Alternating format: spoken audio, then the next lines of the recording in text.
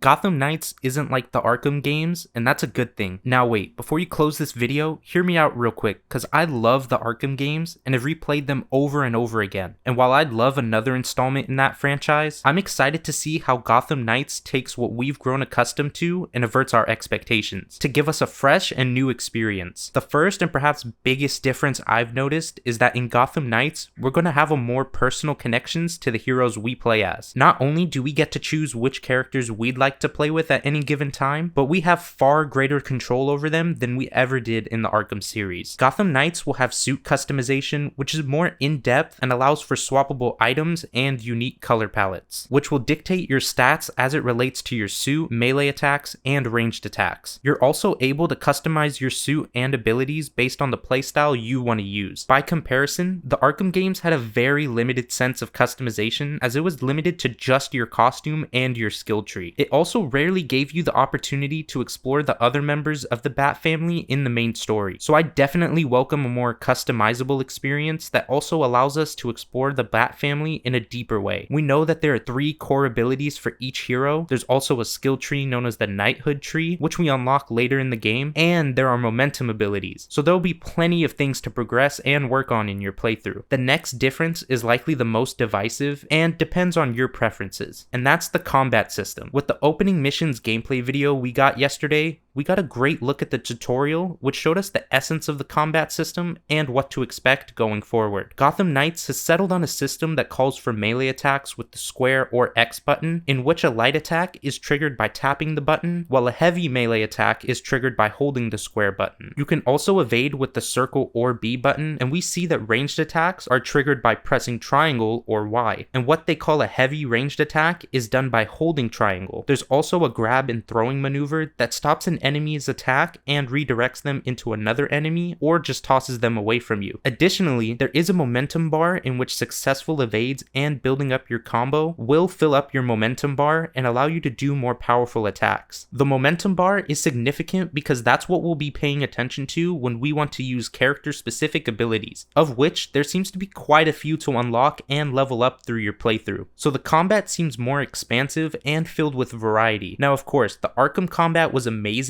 but towards the end, it seemed to have reached a wall in which Batman was just so overpowered. So I'm glad they decided to take a different approach to combat. Again, I love the Arkham combat, but it definitely felt more limited and repetitive with the counter and attack loop. It remains to be seen how Gotham Knights' combat system works when played, but I do like what I've seen thus far. However, I will point out that the game will have you take med packs when you're weakened, which is a mechanic I'm 50-50 on, and I'll just reserve judgment for when the game releases. And the next key difference I wanted to point out is the boss battles. Now, so far we've only seen the Mr. Freeze boss battle, but I thought it was an interesting in terms of how the fights will be dependent based on how you've progressed, meaning approaching a boss at level 5 versus approaching at level 15 will offer differences in the boss's base stats, but also in the maneuvers they use in the battle. This excites me because it suggests that the game will have unique and varied approaches to boss fights, which in the Arkham series were kind of limited in terms of what you saw. The best of which in that entire series was the Mr. Freeze fight, which saw you employ multiple tactics to take him down. But the series also had the kind where you just dodge and throw things and then hit the enemy when he's stunned. So I'm excited for the variety and to see the different villains that'll show up in the game, and how their boss battles might compare to what we've seen in the Arkham franchise. We also did learn that the Mr. Freeze fight is a part of a quest that is adjacent to the main story, rather than being directly related to the Court of Owls quest. And the last key difference I wanted to highlight is the detective work. One of the most crucial aspects of Batman is his detective work, and while the Arkham franchise made strides and iterations to improve on and bring us a greater sense of Batman's detective skills, this game seems like it'll lean into it even more. From the gameplay we've seen, they utilize a similar mechanic to the detective vision, which they're calling augmented reality, and we see Batgirl follow Langstrom's trail similarly to what we've done in the Arkham games before. But this puzzle segment in the lab is what intrigues me. It seems more immersive and Telltale-like, roguelike, which I'm a huge fan of because it gives the player a greater sense of accomplishment, and I expect the game to really lean into this as the game is centered around the mystery of who killed Batman and what are the Court of Owls. So I'm really looking forward to solving puzzles and using the clues we find to crack the mystery with the characters. So that pretty much wraps up the key differences between the two games that I think are for the better. I'm not necessarily suggesting one game will actually be better than the other because they're very different types of games. The Arkham franchise was more of a linear action game, while Gotham Knights is heading in the RPG direction. This game also seems to have a lighter tone both thematically and visually. I also personally find the outlandish goons to be fun and endearing, but I know to some people it doesn't hit, and that's fine. But games are supposed to iterate and get better, which isn't a slight to older games, but just a positive to look to in the future. So how do you guys feel? Are you excited for this game? I'm enjoying all of the content coming from IGN's month-long coverage of Gotham Knights, and I'll be here to break it down and give you my impressions as they come. I'm Khaled, and I'll see you guys in the next one.